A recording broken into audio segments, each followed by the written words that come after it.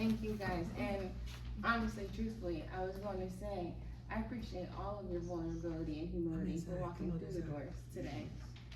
It's not easy to speak on mental health, let alone be willing to expose yourself to everybody's feelings and emotions around you when you're trying to cultivate your own. And I had written out a whole speech for today and realized that it's not necessarily what I do. People ask me what I do all the time, and it's funny because I speak on unconventional growth and unconditional love and healing, and a lot of that comes from growing up in a house full of older brothers. I had 17 older brothers, and I'm 6 years younger than the youngest one of them. So oftentimes when I say that out loud, people assume that I was overprotected, most definitely, but sheltered. And sheltered would not be the term I would use for it. Growing up with older brothers, they definitely kept me safe, and I'm grateful for it because I understand this world is not always safe in a lot of ways, especially as a young woman. And they opened up my eyes to reality on why I walk the way that I walk when it comes to group settings and environments. I was raised in Johnson County, but not by Johnson County, and so, and I say that openly because I know where I'm from, but I also know who raised me. Yeah. And understanding how to balance all of the worlds that we live in isn't linear by any means. And so understanding the darkness and light that you have to have while you walk on your journey is a balance. It took me a really long time to learn. I wasn't going to necessarily go deep into who I am, but it is important that you do understand a little bit about myself. And I was diagnosed with anxiety and depression when I was 8. It was at the same time that both my parents lost both their dads within 6 months apart to alcoholism in 2 different ways. One was a car accident unexpectedly, and one 6 months later was kidney and liver failure. And watching him have to go through the process of leaving us on earth in that way, and having to see my parents cope for 2 powerful men in their lives, because my parents have been together since they were 13 and 15. Or 15 and 17, sorry, my aunt and uncle were together since 13 and 15. My family's been all over the place, so when it came to relationships, it was either you're gonna be like one of the girls the boys brought in, or you're gonna go get married. And it was, I know I wasn't gonna do either one of those right away. I waited till my 20s till I started dating personally. But growing up with anxiety and depression since I was 8, I've known darkness for a long time. And I went to different therapies and I tried different medications, and I was able to get through life just enough to be able to climb ladders and to be able to get through school and to be able to do what everybody expected me to do in this world. And I could go over my qualifications and let you know that I've led great teams with great numbers and have done great things in a professional setting, and I have enough credits for multiple degrees when it comes to school. Not that I necessarily have the certificates for all of them, but I've done enough to know I'm capable of doing all of it. And I'm grateful for that, and humbly so. But I also know it's not what I'm here to do. And it took me a long time to realize that for myself. So qualifications, yeah, there's a lot of people that have them, and I went to a lot of people for them, but that's not what saves me. Because those 3-second thoughts can definitely turn into a 3-second action. And understanding that you can do just enough to get by, most definitely. But when you're going to all of these qualified people and you're trying to find yourself, you kind of realize that this is everybody's first time living this life, and everybody's trying to figure out how to just get by. And survival is something that we've all learned how to do. It's how we all got through this door the first time, you know? But again, this is all of our first time living this life. And so taking what everybody says and taking how everybody interprets it and how everybody experiences it and the feelings and emotions that we all have ourselves, along with the ones that are around us, kind of create who we are. And I can let you know that I went through a deep, dark depression when I was 14, and I lost a brother to homicide by two people I went to high school with. And I had to decide whether or not I was gonna go back into that school. And I did, because I wasn't gonna let anybody else take more from me in that moment. And then a few years later, I lost another brother, one of the strongest ones, to suicide. And I say strongest because he definitely had a strong-willed life throughout all of his youth and teenage years and 20s into his 30s, and it was the last thing I would have expected to wake up to at 4 a.m, the last call I would have thought I would have received. And I looked at it differently in that moment. I didn't look at it like a weakness as I had previously, because for me, I would have felt weak if I would have done that personally, you know? But that's not what it was. I saw the strongest person I know do it for himself, you know? And realizing the humility that you have to face on a day-to-day basis within yourself, it's a whole different type of experience. And so, being able to share light in those moments, it's important to me.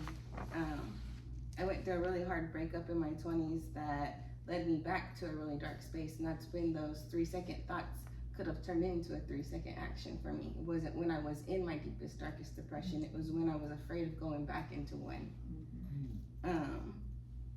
And understanding that I wasn't ever going to allow myself back into that dark space. And so when I felt everything getting dark around me again, and I didn't feel like I had control over anything around me, and no, I wasn't alone. I have a great support system, and I have a huge family, and even bigger extended family that I know I can call for a lot of things and a lot of reasons, and I'm so grateful. I know all the ways that I'm blessed, and that was another part that I had to fight internally, because when you know your blessings and everything in you is telling you otherwise, it takes away from the beauty you see in this world and that you're able to have in this world. And understanding that, I knew I was going back into that really dark place, and kind of really just had to put my brakes down as hard as I could, and I jumped into everything that I could. I jumped into faith, I jumped into going to therapy. I was on 4 medications plus Xanax, so 5 medications total, going not just to therapy, but seeing a psychiatrist. I was making sure I was spending my alone time with myself and not in a distracted phase of aloneness where I relied on music or anything. I had to really sit with my feelings and emotions through that time to really see myself and see my reflection for the reflection that I didn't want to see. And understanding that I was able to get off of those 4 medications and 5 medications, and allowed myself to really explore all the different options.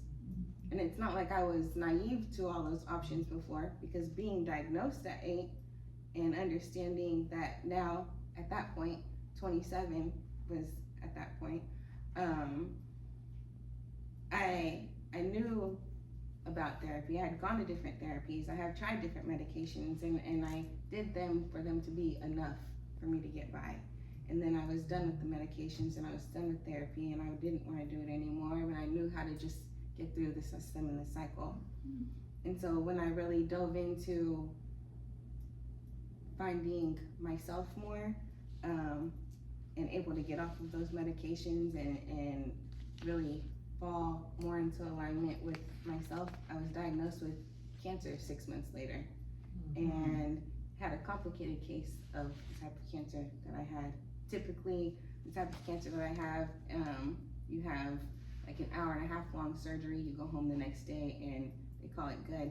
For me, my first surgery was 5.5 hours long. My vocal cords collapsed while I was on the table, so I lost airway while I was on the table. And I ended up in the hospital for 8 days with a chyle leak, so I had fatty lipids going into my bloodstream and almost had to have emergency surgery then. I have this pretty necklace around my neck from ear to ear. It's a total neck dissection, and it's my most expensive accessory, and it's the one I'm most proud of, honestly. And I say that because that was when I found my most peaceful state at that point in my life. Was going through those motions and allowing myself to feel all of those feelings, and understanding that if I was going to give it to God, I had to give it to God. And who am I to snatch from God once I put it in His hands? And now that it's been about 5 years, it'll be 5 years in September since that first surgery, I have to hold myself accountable to that on a day-to-day basis. Now I'm back in the real world where I have to deal with the responsibilities of life, with bills and people and emotions and everything else that you want to forget about. And when you're in the hospital, you can forget about for a minute, but when you're back into reality and back into the system of everybody else's system, you kind of can get pulled back into all of those feelings and emotions quite quickly. And so being able to continue to balance through those things has been one of my biggest testimonies yet. And so, yeah, sure, I have 8 God babies, and I started a podcast for my 3 oldest ones because they're only 9, 10, and 12 years younger than me, so now they're entering their 20s, and understanding that I wanted them to have a safe space no matter where I was on this earth. For them to be able to call me and come to me and find me no matter what time or day it was. And being able to grow that even more from not just a podcast to be able to speak at events like this, or to speak through social media and see people respond with nothing but love, mercy, and grace for themselves in their system, in this life, is important to me, because I don't want the glory. The glory doesn't come to me. I don't ask for it at all in any way, shape, or form. It's all on Him. And understanding that we're all just walking testimonies. So to be able to give people grace while they grow through theirs, and to figure out how to, because like I said, growth isn't linear. And growing up with all of those brothers, I definitely get to see that on a day-to-day basis. And now that I'm an aunt to a lot more than just my 8 God babies, and just have an open heart for people in general of all ages, because there's no cap on growth. If anything, like I said, I was diagnosed at 8. I could only imagine what it's like to be in a world full of light and then to be hit by darkness later on in life. I could only imagine what that's like, because having to live through darkness and have to figure out how to maneuver through it throughout my lifetime is one thing, and then to be able to find peace after 20 years of having it is a whole different thing. And so for it to abruptly interrupt anybody's life and day-to-day cycle, kudos to anybody that can wake up and see a new day with all of that heaviness on their shoulder, because we all have backpacks that we do have to carry, and not everybody sees what's all in that backpack. And it took me and my cancer experience to understand that my backpack is my backpack. Just because it was cancer doesn't mean that somebody else's experience is any less than mine at all. And I understand that it could be something as simple as breaking a phone, that it could be just as heavy as that C word was to me for them. And so to be able to be a safe space for people to go to and grow to when they are finding themselves in a dark space, or understanding that between the darkness and light, there's a lot of gray area, and there's way more than one type of light. You have flashlights, you have your ceiling lights, you have your sunlight, there's all kinds of lights. And so understanding the light that best fits your setting and helps you cultivate your garden the best is a journey of its own in its own way. So instead of writing that whole speech and feeling performative in that moment, I wanted to be able to express all of that to you, because it takes a commitment internally to really continue on throughout a day-by-day journey. And it's not always an easy choice. Unconditional love is something that I talk about often, and unconditional love is not feelings or emotions by any means. And then it comes with feelings and emotions, but not always are they positive. It's a lot to carry, and it comes with a lot of hurt sometimes. And I know a lot of people here are here because of the unconditional love they have for people in their lives going through a lot of things right now. And it comes again with a lot of hurt and a lot of steadiness and a lot of waiting. And Quest spoke on patience earlier. And one of the things when it comes to patience and faith is, are you gonna be patient for 4 minutes, 4 hours, 4 days, 4 months, or forever?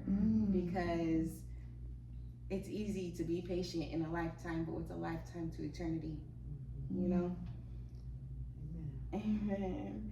And so, again, I just appreciate being here and want you guys to know that you are all more than enough.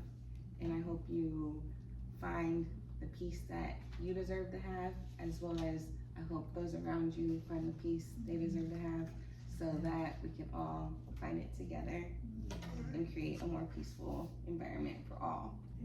Amen. Thank you.